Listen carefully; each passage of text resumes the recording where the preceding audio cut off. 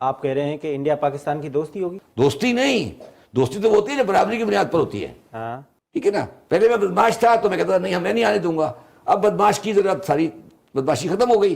اب وہ ہم ایک سمجھ سکتے ہیں کہ سک مین آف ساؤتھ ایشیا بن رہے ہیں. اکانومی میں ایک ٹرم یوز کی جاتی ہے کہ ایک طرف آپ کی جو نیبرز ہیں انڈیا، بنگلہ دیش، چائنا وغیرہ. بنگلہ دیش کو ہی آپ دیکھ لیں کہ اس وقت جی ڈی پی ان کی 450 بلین یو ایس ڈالر تک پہنچ گئی ہے. ہماری 350 بلین یو ایس ڈالر ہے. ان کا گروتھ ریٹ کہاں پہنچ گیا ہے. ان کے foreign reserves 35 billion U S dollar ہیں. آپ کے 3 billion U S dollar, 10 times in کے آپ سے فارن ریزروز زیادہ ہے. انڈیا کے پھر کوئی 550 بلین یو ایس ڈالر ہے.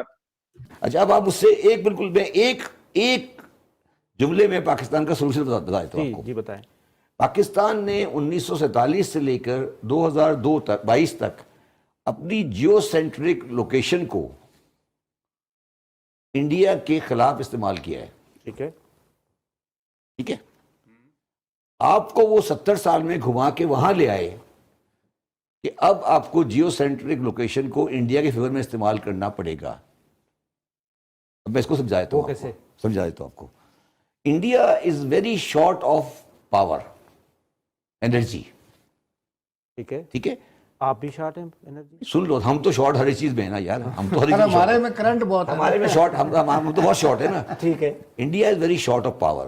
پاور کا جو سورس ہے وہ مڈل ایسٹ ہے، اور پاور کا source Russia and pipeline والی بات کر رہے ہیں آپ. اس میں Pakistan is a devil boy in between India and the power source. تو یہ اس سارے قصے میں ڈیول بوائے جو ہے نا انسان کا بچہ بن جائے گا. آپ کہہ رہے ہیں کہ انڈیا پاکستان کی دوستی ہوگی؟ نہیں، انڈیا پاکستان دوستی 100% دوستی نہیں.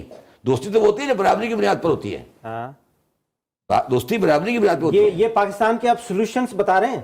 سولوشن بتا رہا ہوں، یہ سولوشن بتا رہا ہوں کہ پاکستان کو پریڈکشن کر رہے ہیں prediction کر رہا ہوں. یہ ارینجمنٹ ہو جائے گا، یہ ارینجمنٹ ہونے والا ہے. ہاں میں دیکھیں نا، ہر آدمی کو اپنی اکنامکس کی اسٹرینتھ کو بیچنا ہوتا ہے نا کہ میری اسٹرینتھ کیا ہے. ہاں جی ہاں جی. اب میرے پاس ایک جیو سینٹرک اسٹرینتھ ہے نا. میں Turkmenistan gas, Iran gas, U A E gas اور انڈیا کے درمیان میں بیٹھا ہوں، اس علاقے کا بدماش ہوں. ٹھیک ہے نا. پہلے میں بدماش تھا تو میں کہتا تھا نہیں میں نہیں آنے دوں گا. اب بدماش کی ضرورت، ساری بدماشی ختم ہو گئی. اب وہ آ جائے گی، ہم بھی زندہ ہو جائیں گے، ہم بھی خوش ہو جائیں گے. تو ان ملکوں کے ساتھ ہم نے تو میرے خیال سے ابھی جو ہم نے اگر موازنہ کریں تو ہم ان چیزوں کا موازنہ تو ہمیں کرنا ہی نہیں چاہیے کہ انڈیا کے پاس کتنے ایٹم بم ہیں اور ہمارے پاس کتنے ایٹم بم ہیں، یا انڈیا کی فوج نمبر 1 ہے یا ہماری فوج نمبر 1 ہے. وہ بحثیں تو میرے خیال سے ابھی کرنے کی ضرورت ہی نہیں ہے، کیونکہ اس سے نہ آپ کو کوئی فرق پڑتا ہے نہ مجھے کچھ فرق پڑتا ہے. مجھے جو فرق پڑتا ہے وہ یہ ہے کہ بھائی مہینے میری اتنی تنخواہ ہے، مہینے کے آخر میں میرے پاس اس میں بچتا کیا ہے. یا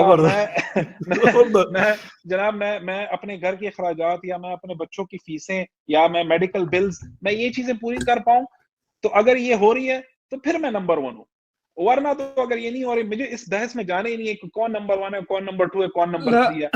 ایسا مطلب ایک بات تو بڑی کلیئر ہو گئی ہے کہ، اور یہ بات مجھے آپ کی بہت پسند آئی کہ واقعی اگر ہم اس ریس سے نکل آئے کہ یار ہم نے مقابلہ کرنا ہے، اگر مقابلہ کرنا ہے تو ان کے پاس 596 بلین یو ایس ڈالر سعودی عربیہ کے بعد پانچویں بڑے ریزروائر جی ہندوستان کے پاس ہے.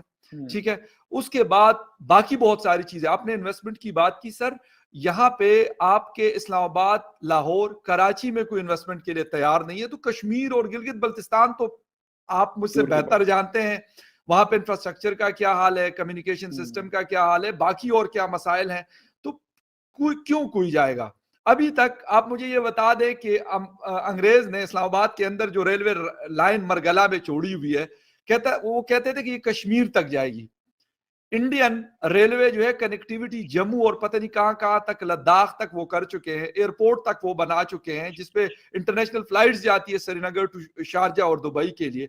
ہم کیا کرتے ہیں؟ ہم صرف سر بڑی بڑی باتیں کرتے ہیں اور ہم کہتے ہیں کہ ہمارے جیسے لوگ نہیں ہیں، ہماری جیسی قوم نہیں اور ہمارے جیسا ملک نہیں ہے. لیکن یہ ایک الوژن والی دنیا میں ہم رہتے ہیں، اس سے ہم نکل پائیں گے یا اسی طریقے سے ہم نے وہ شتر مرغ کی طرح ریت میں سر چھپایا ہوگا اور ہم کہیں بس جی سب کچھ ٹھیک ہے؟ میرے خیال سے ہمیں بحیثیت قوم ہمیں یا تو مجھے لگتا ہے کہ اس وقت ہمیں IMF آئینہ دکھا رہا ہے، ہم کیونکہ ایک اپنے آپ کو تو آئینہ نہیں دکھا سکتے.